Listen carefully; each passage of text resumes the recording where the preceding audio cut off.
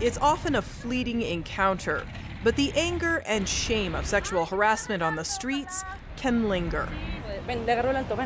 These women are fighting back with a song called Sexista Punk and a confetti gun. Watch as they confront men who have made offensive comments or gestures at them. The men are surprised.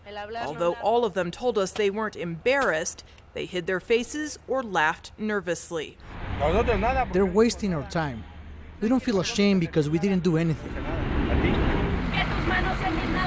For the last 3 years, these 3 women have been confronting sexual harassers through performance. They say they've endured harassment on the streets of Mexico City since they were children, and it's time it ended. We live in a world where everything revolves around men. We are not interested in educating men. What we want to do is to empower women. But women's rights groups say educating men is key to changing attitudes. There's no law in Mexico punishing street sexual harassment. Even if there were, in a country where there is great distrust of the police, getting women to report it may be especially difficult. Even so, there are calls to enact a law.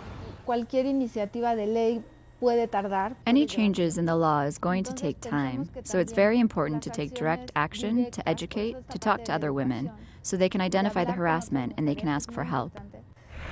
Only a handful of men have ever apologized.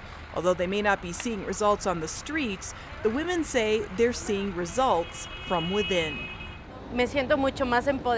Now I feel more empowered and more confident about reacting, and I stop being afraid of walking in the street. The women are spreading their message via social media and say they've received support from across Latin America. They hope they'll spur a movement that's heard beyond the streets of Mexico.